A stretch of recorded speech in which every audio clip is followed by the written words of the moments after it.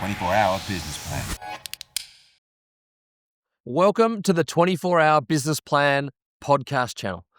And on this channel, what we're going to do is we're going to try and answer the questions that most get asked by C-suite execs to us in our business planning sessions. And guess what? We're really lucky. We get a heap of questions because we've had over 1,000 C-suite execs go through our program every year for the last 4 years.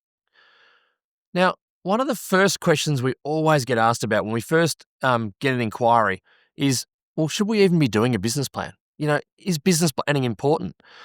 And for us, there's some incredible statistics as to why business planning really does work for an organisation. Although sadly in Australia, 4 in 5 Australian companies do not have a plan. But the 1 in 5 that does have a plan, 76% of those companies reach their goals at the end of year one. So there's a great example, Australian study that says do a plan and you can achieve 76% of what you set out to do. The other statistics are 7 out of 10 fast-growing companies have a plan. Now, fast-growing companies, they're defined as companies that are growing top-line sales. They're doubling year on year. And you'd think if you were flying like that, you're doubling your company year on year, the last thing you'd do is stop to do a plan. But guess what? 7 out of 10 of those companies do a plan. The other great data point is a study that was done in the US in the early 2000s where they took 11,000 companies and they just divided them in two. Who had a plan? Who didn't have a plan? And those that had a plan outperformed the others by 48%. And we love that. Like, imagine if someone said to you, you could outperform your competitors by 48%, you'd be like, yeah, tell me how to do that. Well, I'm telling you, just do a plan, and that gives you that chance to outgrow your competition by 48%. And a big part of that's around visualising where your company can go. And you'll often see at the Olympics, long jumpers and triple jumpers and high jumpers, they stand at the top of the runway and they almost, Zen-like, they rock backwards and forwards, they've got their eyes closed. And they're using a technique where they're imagining and visualising doing the perfect jump. And those that do that technique jump better 45% of the time. That's what the science says. So write a plan, 48% higher chance of growth. Visualise where you're going as an athlete, 45%. It's a similar type of research. So there really are some incredible data points as to why you should be doing a business plan. The second most asked question up front usually is about, well, what should we put into our business plan? Like, what are all the elements? Often people have gone and Googled, business plan template, and I can assure you there's about 25 pages on Google, 10 on a page of business plan templates. Everyone from banks to governments to insurance companies to you name it. Even I think I saw one for Officeworks had one up there as a template for people to use. And they've all pretty much got the same key elements. They talk about, well, where's the market at? What's the market context? What's the industry trends? What are the macro trends? In terms of those macroeconomic trends. And we're going through plenty of change around the world with those sorts of things now. So for me, you've got to understand that. The other elements they talk about are things like, well, who's your target audience? Who's your customer? Who's your client? They'll also talk about, why you might be different to your competitors, identifying who your competitors are, understanding why you're different. And every business plan template will have a purpose, often have a mission, they'll have a vision, they'll have your values, they'll have your culture, they'll talk about what your key offering is, they'll talk about what your growth plan is, they'll talk about what your priorities might be. The challenge is that can become pretty overwhelming rather quickly. And the temptation is to then overwrite and just fill all those boxes in. The challenge is you've got to ladder them all together into some sort of story.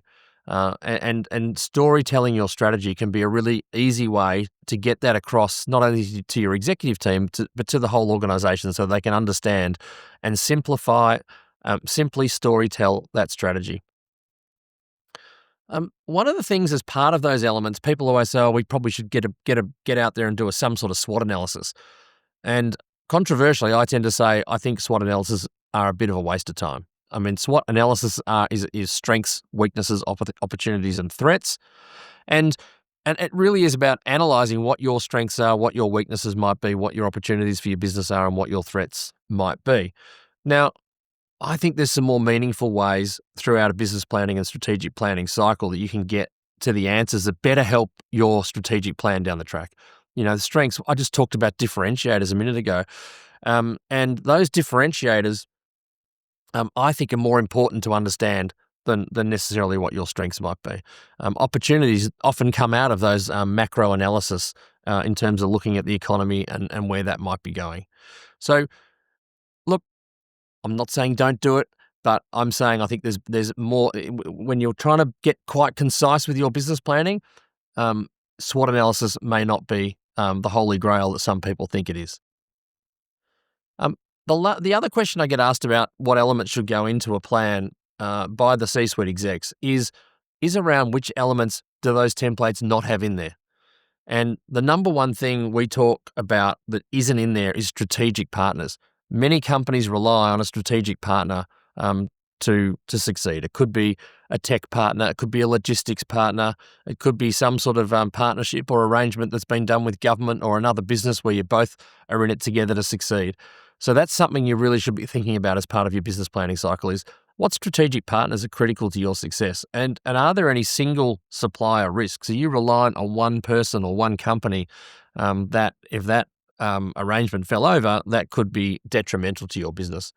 The other two are around some things that that I've spoken about previously, which is around storytelling and visualization.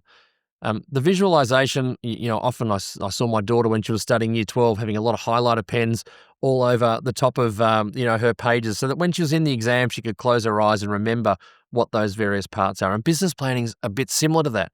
You want to make sure that you can visualize what's in your plan. You can easily remember it. And the other part is that storytelling element. How do you tell it simply? How do you get into simple language? How does it pass the barbecue test? If someone says to you, hey, what company are you working for or running now? Oh, it's this company. Oh, what are they all about? And you've got a bit of a, 30 seconds there to tell the story of your company and the strategy and the path that you're on. And you want to be able to do that in very simple language. And you want to be able to story tell it so that all those key elements of a business plan, from your target audience through to your vision and your mission and your purpose and your values and your culture and your growth plan, can tie together as one single, easy to understand story. So that's a fair bit there about the why and the how of business planning. It's always a bit overwhelming and people aren't quite sure what to do when they first think about should or should they not do a business plan. Hopefully that's answered a couple of questions. Thanks for listening. 24-hour business plan.